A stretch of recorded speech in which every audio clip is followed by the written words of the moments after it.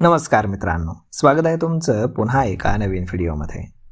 मित्रांनो, अमेरिकेच्या व्यापार धोरणामध्ये पुन्हा एकदा मोठी उलथापालथ होण्याची शक्यता निर्माण झाली आहे. राष्ट्राध्यक्ष डोनाल्ड ट्रम्प यांनी जेनेरिक औषधांच्या आयातीबाबत एक नवीन आणि आश्चर्यकारक टॅरिफची योजना जाहीर केली आहे, ज्यामुळे सुरुवातीला दिलासा आणि नंतर मोठा फटका अशी दुहेरी रचना पाहायला मिळते.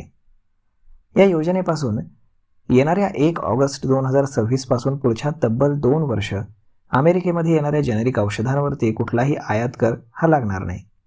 मात्र ही सवलत कायमस्वरूपी नाही. या 2 वर्षांनंतर याच औषधांवरती 100% टॅरिफ लादला जाईल आणि त्याच्यानंतर टप्प्याटप्प्यानं तो थेट 200% वाढवण्यात येईल. थोडक्यात कंपन्यांना टॅरिफचा फटका टाळण्यासाठी अवघी 2 वर्षांची मुदत मिळाली आहे. भारत हा अमेरिकेला स्वस्त दरामध्ये जेनेरिक औषधं पुरवणारा जगातील सर्वात मोठा देश आहे. अमेरिकी बाजारपेठेमध्ये विकल्या जाणाऱ्या बहुतांश जेनेरिक औषधांचा पुरवठा भारतीय कंपन्यांकडूनच होतो. त्यामुळे हा निर्णय भारतीय फार्मा उद्योगासाठी अत्यंत महत्त्वाचा आहे. जर टॅरिफ तत्काळ लागू झाला असता तर या कंपन्यांच्या नफ्यावर आणि उत्पादन खर्चावरती मोठ्या प्रमाणात परिणाम झाला असता. आता मिळालेल्या या 2 वर्षांच्या कालावधीमध्ये कंपन्यांना आपली पुरवठा साखळी आणि गुंतवणुकीची रणनीती पुन्हा आखण्यासाठी मोठा वेळ मिळाला आहे. ट्रम्प प्रशासनाचा उद्देश हा आहे की औषध कंपन्यांना अमेरिकेतच उत्पादन सुरू करण्यास भाग पाडणं. अमेरिकेला औषधांसाठी इतर देशांवरती अवलंबून राहावं लागू नये असं ट्रम्प यांचं म्हणणं आहे. त्यामुळे जी कंपनी अमेरिकेत कारखाना उभारेल तिला फायदा मिळेल, पण जी कंपनी परदेशातूनच औषधं पाठवत राहील तिला भरमसाठ टॅरिफ मोजावं लागेल.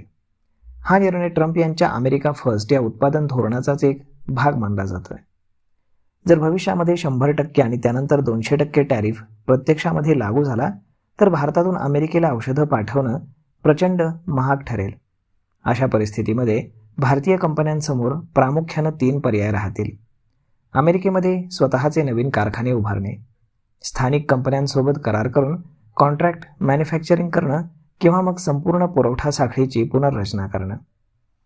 उद्योगतज्ज्ञांच्या मते मोठ्या भारतीय कंपन्या आधीपासूनच अमेरिकेमध्ये आपला विस्तार वाढवण्याच्या योजनेवरती काम करत असून या नव्या टॅरिफ धोरणामुळे ही प्रक्रिया आणखी वेगानं पुढे सरकण्याची शक्यता आहे.